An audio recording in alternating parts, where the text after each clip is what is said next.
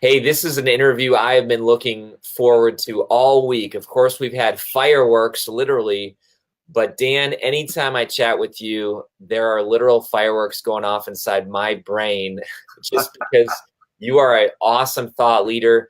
You forced me to think outside the box. Dan Miller, welcome to the Be Live stream today.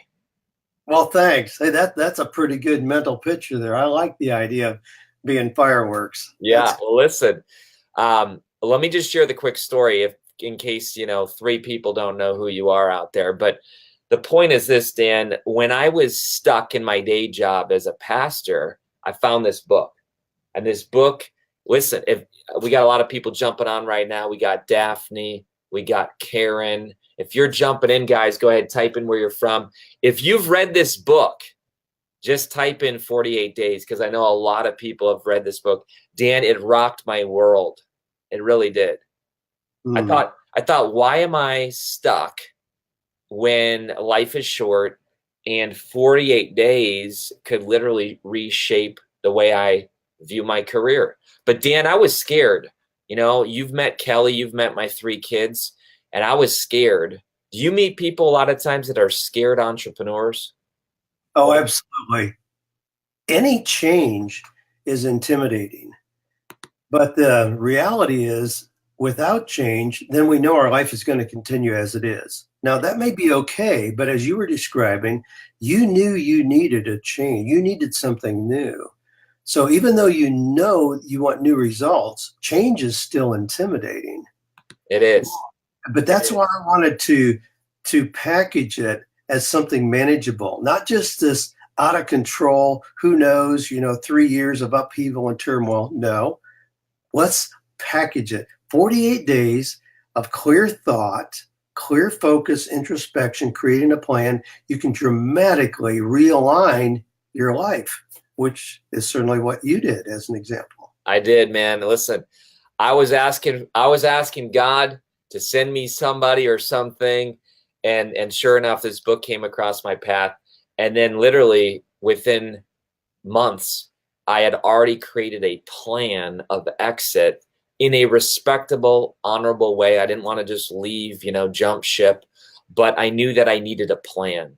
And listen, Dan, we got a lot of people who are fans. We got people from Connecticut. We got Daphne from Arkansas. We got Leah from Texas, all kinds of people. Here's what I'm going to ask you guys to do. Because we want to have a big party today, because Dan's going to give a ton of value, I would love for you guys to share this live feed right now. Share this live feed. Type in the word shared when you do. Dan's going to give some incredible value today about why we need to attract high profits, low maintenance clients. Don't get that reversed, everybody. If you attract high maintenance, low profit clients, you're going to be sunk. Is that true, Dan? I mean, do you see people who kind of attract those type of people? Oh, yeah. Yeah. You very careful about how you position yourself. So you identify how you want, what kind of people you do want to attract. Yeah. Yeah. And boy, this is not just about, squeezing more money out of people. Nope. I want to make sure that we don't come across as that. We'll only talk to people if they write big checks. But if you're going to position yourself, then you ought to be clear about who your target audience is. True. So true. I just saw someone on Facebook today, Dan. We're running this little ad going on right now for one of our author programs. And somebody just lit us up saying, how dare you think you can make money from writing a book and being passionate? You should be all about helping people, and money should never be part of helping people. And Dan, talk to us about that belief, because that belief sounds noble. It sounds spiritual. I've met people over the years. You've met people like that come from that mindset of like, hey, don't charge if you help people. Why is that a doomed to fail philosophy? Wow, it is. Now, I came out with background as you did. So I was teaching a Sunday school class, and in doing so, I was available to talk to people and spend a lot of time just working with people. And I got to the point where I was spending 20, 30 hours a week just meeting with people and helping them. And finally, Joanne, my wife, said, look, if you're going to spend that much time doing this, should it not have something to do with putting food on the table in our family? Well, my dad was a pastor, a tent-making pastor who believed that you don't make money from that. You simply do something on the side to take care of your responsibilities, but you minister just as a pure, clean ministry. So it was a real challenge for me to kind of wade through that. Mm-hmm. But here's what happened. When I, in fact, started charging for time to sit with me as a coach, I did not hear, oh, wow, you've become materialistic. What I heard was, wow, instead of just being a nice guy at church, this guy is really a coach. And it immediately upped the kind of people that I was seeing. I was seeing physicians, attorneys, dentists, pastors, engineers, accountants who were saying, I'm doing okay, but I'm not sure I'm on the right path. And here's the other thing, and this was really an eye-opener for Joanne, who was scheduling my appointments, because there was a time of transition where I was working with people who, were complaining and were going to continue to complain, didn't have the resources to invest in their own improvement. And so she would continue to schedule those as just ministry sessions. Sure. She realized very quickly, 99% of our no-shows were in the ministry category. Yep. If somebody was going to pay, they showed up, they valued it, they invested in the process. If I was doing it for free, if it doesn't suit, the sun's shining, let's go to the beach this afternoon instead of, going to meet with Dan after all. And also the implementation, where we would lay out a plan of action. The people who had paid for it, because there's a different mindset and having invested in the process, they would walk it right out, change their lives dramatically, and thank me profusely for the privilege of having done that. So here's the real irony in this. Yep. We think we're being generous and serving people well by not charging them. In fact, the reverse is true. We are not serving them well. Wow. We're not being generous. We're limiting their potential for change and positive growth by trying to give it to them. I love that. That is so true. That will rock people's world, because you're right. It's almost like you're robbing their transformation, right? Because listen, we all have a favorite book, you and me, and it says where your treasure is, there your heart is. And so if people haven't invested any treasure, their heart is not in it at all. And I agree, Dan. Listen, you and I met in prison a few years after. Let's talk about that. I better explain that quick. But I was so impressed with you and Joanne, so thankful, so full of just gratitude, that I said, hey guys, I want to do this event called Escaping Shawshank. I'll take care of all the details. You just show up. And we met in Shawshank Prison. And Daphne there's a bunch of people there. Daphne went to Shawshank Prison after that with us. But people showed up from all over the world. They got into these locked cells where they discovered and identified what was holding them back. Dan, on topic, do you think that some people's mindset of charging for their own services is a prison that's keeping them from their dream job and their deepest contribution in the world? Absolutely. And again, it serves no one, because what happens when people continue just to give and give and give with no compensation for that, it lays the seeds for resentment. Then resent people who take and don't act, who take and don't implement. Yep. It just lays the seeds for that. Now, again, I give lots, as you do. Absolutely. I meet with people a lot. We give materials to prison programs. We Yes. want to use these materials. We have people that are helping people move from homelessness into employment who want materials. They say, how much are your materials? We don't respond. We say, how many do you need? Awesome. We'll send them to you. No problem at all. We love giving to programs like that and things that are moving people forward. But we're able to do that because we have clearly established parts of our business that are very profitable. Yep. Without that, then it ties your hands. You cannot serve well from an empty cup. You know, a lot of people think, well, the most godly thing I can possibly do, is have my own cup empty. Well, you can't buy a car for a young gal who just got out of prison who needs that kind of a hand up. You can't pay the rent for somebody who can't pay it if your cup is empty. So even if you don't need the money, and this is where it gets really tricky sometimes to understand. I had a gentleman came through our coaching mastery program a couple of years ago. He had retired from one of the hospital organizations, very wealthy man. Mm-hmm. And he said, I want to do leadership workshops in organizations. And he said, I don't need the money. He said, if I got money in, it would just complicate my tax structure. I don't need the money, so I'm just going to do them free. And I laughed and I said, no one will take you seriously.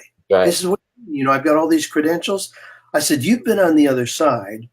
You're used to writing big checks for competent people to come in and train your leaders. You need to continue that because that's the mindset that works.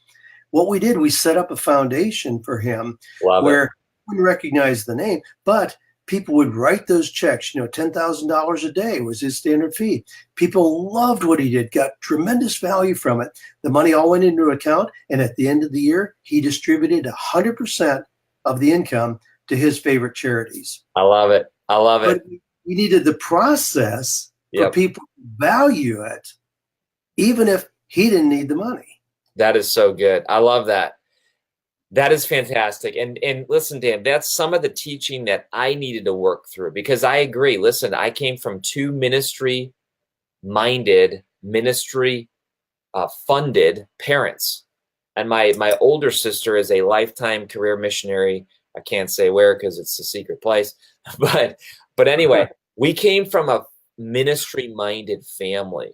And I had to work through a lot of these issues, me being a professional minister for years, because you're right. It's almost like I'll be honest, I was a people pleaser, addicted to people pleasing. And how dare, someone challenge me and say, oh, you're not giving away everything free. What's your problem? Jesus gave away everything free, even though he had a tremendous cost to everything, discipleship. But Dan, your teaching, your mindset really freed me up personally. And I can just say that everyone who's watching today is an extension of your impact in my life. So thank you. Let's talk about your Igniting Souls conference session, because when you and I chatted almost a year ago, I said, Dan, I'm seeing all this stuff on Facebook and social media about you just giving this talk, because you gave a talk somewhere. It was new for you. You told me it was new for you, but it was all about like charging rates for your fees and how to position yourself as a thought leader and how to get compensated. Do you remember this brand new talk that you're giving at the Igniting Souls conference? Talk to us about the audience's responses so far, those one or two places you've shared it before. A big component of that was the idea of investing in yourself. Which again, you can't do unless you have some kind of an income stream to support that. But the necessity of investing in yourself. And I use examples, as I will at Igniting Souls, about times when I've invested in myself, even as a young, poor farm kid, and how that has led to millions and millions of dollars, literally. And it was an eye-opener. I've never had such a visceral gut level response from people in the audience, a lot of them being 45, 55-year-old women who said, I've never given myself permission to invest in myself. Always saw that as selfish, that I need to just give. And I'm showing the way you equip yourself to serve more effectively is to invest in yourself. Become so good, people are drawn to you like a magnet. And in doing that, and so I've been to so many conferences. I'm a conference junkie, but it's not because, I just go to get my ears tickled. Right. I go because I know that investment is going to turn into a return for me that I can't stop. It's just that it's the Bible promise, you know, of the return is going to come. But the thing that is an irony in this is that so many people are not used to investing in themselves. Yeah. So if they have $100, you know, and there's somebody needy down in the corner, sure, it's a worthy thing to give to them. But what if you really believe the biblical principle, the law of the harvest, what if you took that $100 and invested in yourself, and a year later, because of that investment, you were able to give $1,000? Is that a good investment? Yes, it is. So what I'm going to do is I'm going to be walking through examples of exactly how to do that, how investing in yourself is the best investment you can possibly make, and how the return allows you to give in ways of generosity that we've never dreamed of. Listen, man, you're connecting with people even now. Barbara, thank you so much for your authenticity, for your courage to say, hey, that's not me, not investing in myself, or that's me, not investing in myself. Listen, who else is going to be authentic? Who else is going to say, you know what, I struggle with that, or I have struggled with that, investing in myself. Dan, I'll never forget that right when I read your book, I didn't know you personally, but I literally, about 2 weeks later, I'm standing in a room, and there's a man who's making an offer, a fantastic presentation. He's making an offer, and everything that he said, 3 things I knew I needed. I actually journaled this the week before. I said, I need this, this, and this. And that's what's stopping me. That's what's preventing me from going pro with my passion. Then I'm standing in a room where the gentleman is on stage, and he says, this program is going to help you do this, this, and this. And I'll tell you what, he said it was $5,000. And Dan, for a pastor's salary, he could have said it was $50,000. Because I said, are you serious? $5,000? And I went home and I talked to Kelly, and all my books that have been selling, I had in a fund, and it was probably, I don't know, it's probably, you know, $7,000 or something like that. And we were saving that for a down payment for a different house. And, you know, I talked to Kelly about it, and she said, listen, I think it's a scam. Kelly, she's not afraid to say what she thinks. So she says, I think it's a scam. I think this guy's not you, but I think this guy's going to take your money and this and this. But I just knew it in my gut, Dan. I just knew what I knew. I knew I could not get out of this prison without a guide. Mm-hmm. And as a result, she said at the end of the day, Kary, if you feel like this is what God's telling you to do, I support you, but I still think it's a scam. And Dan, I took a step forward, and I invested for the first time ever a big sum of money. But I can look back and say that was the day that my life changed, because there's a quote that says, as you add value to yourself, you make yourself more valuable, right? And yes. From that little thing, Dan, turned into connections, Author Academy Elite. I mean, boom, David and I's entire global business started with that seed. So I echo what you're saying. Dan, let's talk a little bit. Let's change gears here. And David and I do a crazy guarantee. And I know you do some crazy guarantees as well. But one of the crazy guarantees we do with Igniting Souls Conference is we tell people that we know it's an investment with time and money. If people come, it's a 3-day conference. And by 5 p.m. the second day, if they have not gotten 10 times their return on investment, they come find us, they turn in their materials, and we write them a check for their ticket right then and there and say, hey, blessings, you know, we're still friends. Take care. Sorry it wasn't for you. We've made that guarantee for the last few years. No one's ever taken us up for it, although we're happy to.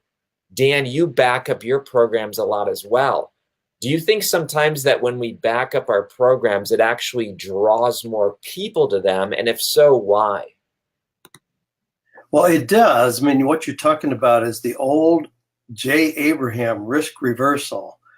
And it's a principle I heard him talk about years ago. And way back in the early days of 48 Days to the Work You Love that we had in a 3-ring binder, I was selling it for $24.95 online, and we were selling a lot of them. And I heard J. Abraham talk about tell people that they'll get their money back if they don't get the results they want.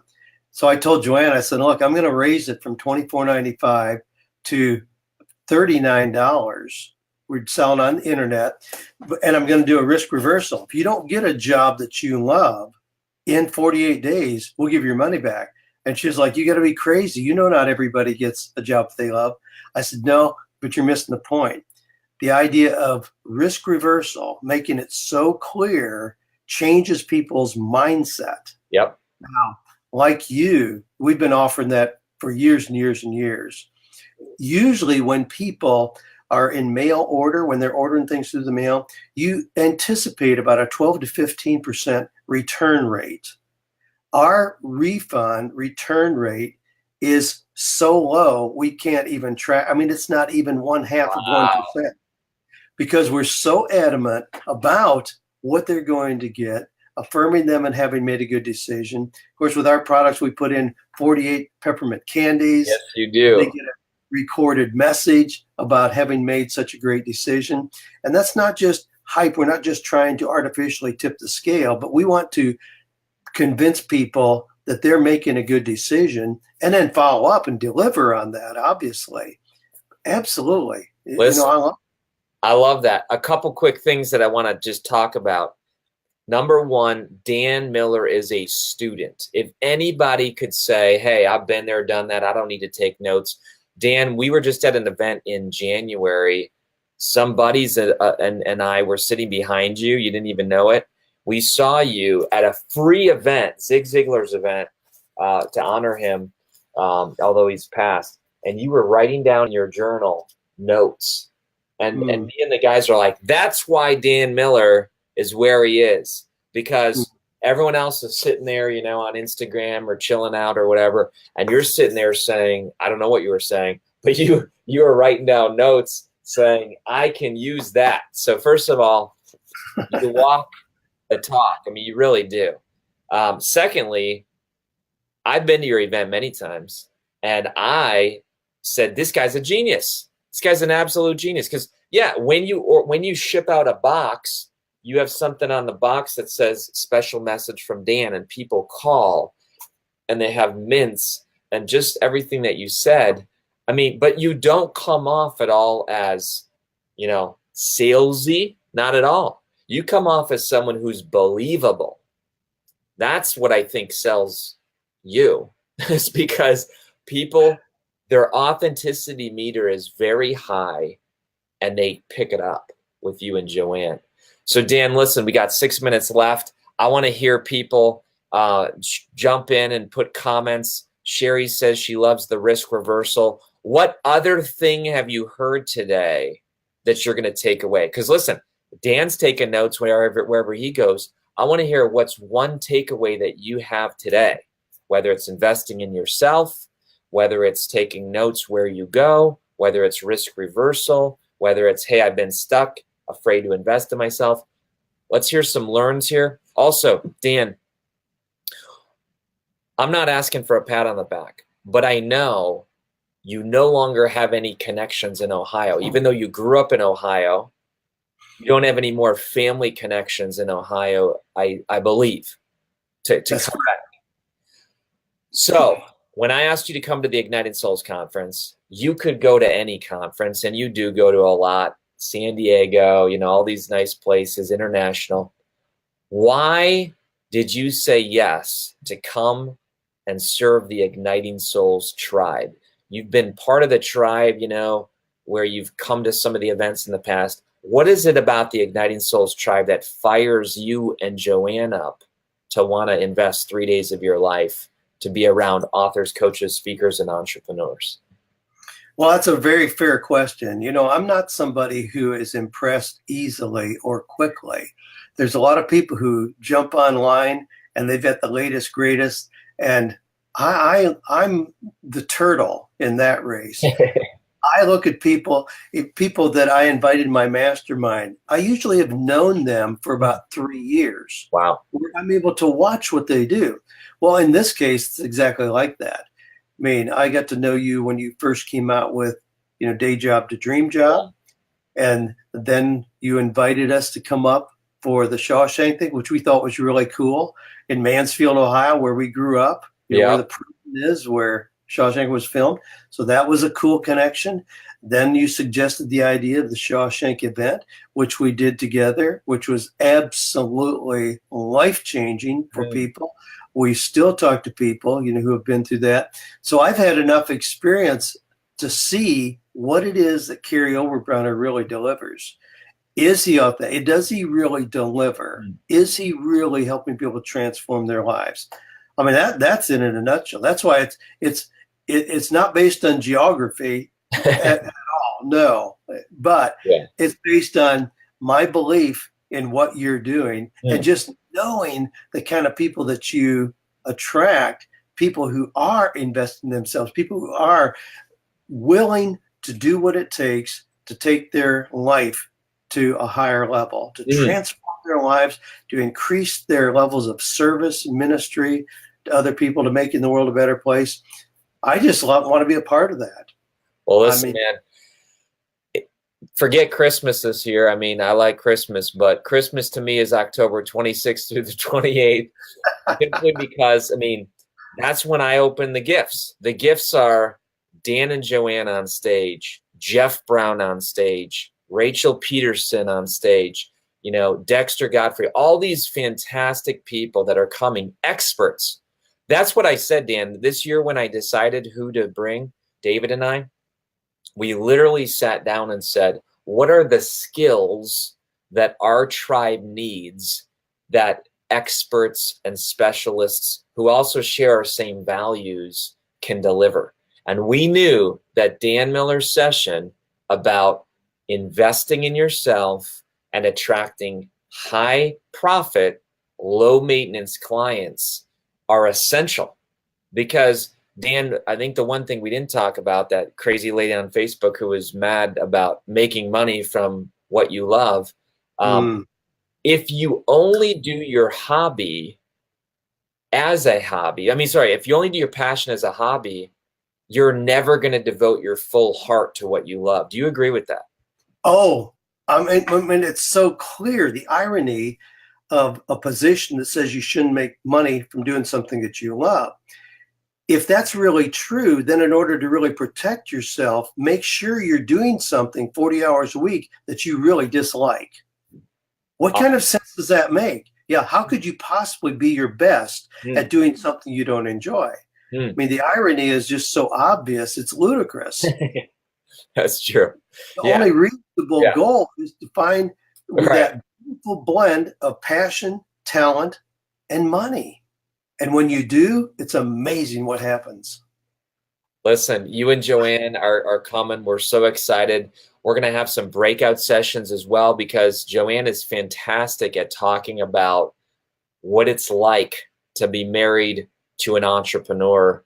She is her own massive success story. What does she have, like 5, 6 books? Bunch of children. Six children's books, and then a couple art books for grown people who are struggling to figure out their creativity.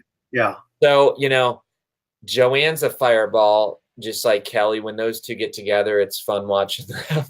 But she puts family first, Joanne, yet she's going to talk about being a businesswoman as well and being married to a businessman. So there's going to be so much good stuff that happens. We have meals together. Folks, I'm going to put the Igniting Souls Conference link. The goal today, of course, was for you to get a taste of Dan Miller. Of course, for you to find out what he's doing, which is fantastic. But I also want to just say that, Dan, you've gone to conferences that are thousands and thousands of dollars, and I have too. This conference is ridiculously cheap. I mean, right now, early bird tickets, I got to see and make sure I'm not thinking crazy here. But right now, the early bird tickets for a conference with 4 meals, 3 days, breakout sessions, red carpet sessions, Author Academy Award ticket, networking, collaborating, materials, 347. You know, there's like no reason not to go, plus a guarantee. So Dan, what would you say to the person who right now says, but you don't understand, Dan, you know, I have very little cash flow, or I've never invested in myself, like this woman who just shared a few minutes ago. What would you say? Has there ever been a time where you were kind of on the edge, but then you broke through because you invested in yourself? Oh, I have so many examples of that, of investing in myself when I didn't think I could afford it. But here's the thing, and I'm going to talk about this at Igniting Souls, is I encourage people to invest 3 to 5% of their income in their own personal development. Now, here's what happens is, gee, you know, the mortgage needs to be paid, groceries need to be bought. But you know what? Gee, we're going to go out to eat tonight, and mama needs a new handbag. We're going to slump by the mall. All of a sudden, those things seem to be important. I want that 3% of your income to be invested in yourself, to be a line item budget, just like your tithe, just like the top line items. So here's what that means. That means if somebody's making $12 an hour in their job, they have $58 a month to invest in personal development. Wow. I don't care what that is, but that could be, you know, 3 books that really push you forward. If you got a $350 conference, my goodness, it doesn't take but a couple months to be at that point to invest in yourself. So my question is, if you're not coming to a conference, then show me what it is you are doing to invest in yourself. If you're not investing in yourself, real earned dollars, your life isn't going to change. I'm that clear about it. Yeah. That's some of the examples I've got, you know, That's again, great. That's 10 great. times plus. And listen, I heard recently, it's very tough to ask others to invest in you as a coach, or you as a speaker, or you as an author, when you haven't done that yourself. You know, Wow. Don't do what I do. You know, have you found that to be true as well? Oh, absolutely. But you know, the funny thing is, the people who are putting on conferences, I mean, are the quickest ones to invest and go to other things. Last year, Michael Hyatt and I were speaking at a conference in Vail, Colorado. Well, it turned, and that was a cool thing. It was a really cool conference. But I discovered there was another conference happening in Santa Clara, California, that started the day after that conference ended. It's one of those high dollar, high profile conferences. And I said, Michael, hey, let's go. We took our wives. He immediately, without any hesitation, absolutely. We paid the tickets for us and our wives. We went there. It was an amazing conference. But see, it's people like that I don't have to convince to go to a conference. I mean, Michael Hyatt, he's got all kinds of New York Times bestsellers. He's got a big organization, programs, courses out there. No, it's easy to convince him to go to a conference. And the skeptics will say, well, that's easy because that's Dan Miller and Michael Hyatt. And I would say the reason why they're Dan Miller and Michael Hyatt is because they've been paying the price for all these years. You see, here's the thing. We understand the principle of the tithe, and there are a lot of really good people out there who are concerned about breaking that principle. If they don't give, it's going to stop God's flow through us. I believe so strongly in this principle of investing in yourself. I feel the same way. No matter what my level of success is now, I'm afraid to break the process. I'm afraid that if I don't invest, I look for ways to invest in myself. I look for conferences to go to where I know if I ask the organizer, they'd say, well, sure, come for free. I don't do that. I just go online and buy a ticket because I want the opportunity to keep investing in myself. I believe that strongly in this principle. Yeah, and once you're making $1 million, that is now, I'm bad at math, but I think that's $30,000 to $50,000 a year. That's exactly right. Investing yourself. Yeah, and I'm with you, man. I just paid the biggest. You know, 5,000 was back in 2011. I just wrote a really big check because I agree, to get to the next level, Dan, to serve the tribe that's now all over the world, I need to up my game. I love what people are saying. I promised you we'd only go to 10:30, but Dan, you got a couple quick, important questions. Can we just go to those quick? Sure. We got to go quick. All right. So one person said, Dan, how did you and your spouse end up in business together? I know you can't give the long story, maybe Yeah. not of how you met, but how did you guys end up doing business together? It really just kind of evolved because we were teaching Sunday school together. And everything I'm doing in business grew out of that Sunday school class. Mm, So it was a natural working together. Now, as it grew more into a business, I mean, Joanne isn't involved intimately in the day-to-day business components. She okay. loves what I do. She's the hostess with the mostest. You know, when we have Yes. events, she loves being there and loves Right. on everybody, makes sure everybody has enough to eat and all that. So she's not in business.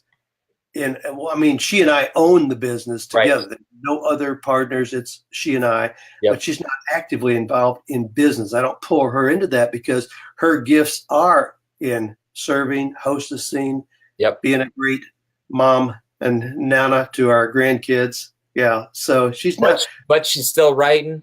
She's still Oh, doing yeah. art classes. Oh, she just did a commission piece for somebody in art. It's spectacular. It's a Wow. memorial piece to a high profile lady who approached her Wow. about doing a piece that would be a memory piece about her mother who walked down to the beach in Wow. California every morning. So Joanne just did a commission piece and it's just breathtaking. I love it. Dan, this was a gift today. Thank you so much. We're going to share this a ton of places. I can already see comments. Barb asked a question about how do you invest in yourself within the church. And then Tara does this great heartfelt response where she gives an answer. We don't have time to get into that now, but there's a lot of people right now that are serving each other through the comments. That's the community that happens at our conference, Dan. I've seen it at your events too. It's great what happens on stage, but then the discussions, the table talks, that's where transformation happens too. So Dan, I cannot wait to see you on October 26th through the 28th. And Yeah. it's going to be a blast, man. I told Kelly, it's like family reunion, having you guys come back. So we can't wait. Well, we're looking forward to it. Believe me. Awesome. Well, guys, take care, everybody. Share this with someone who needs to be at the event. Share this with someone who's got a self-limiting belief about investing and charging for their services. And we'll talk very soon.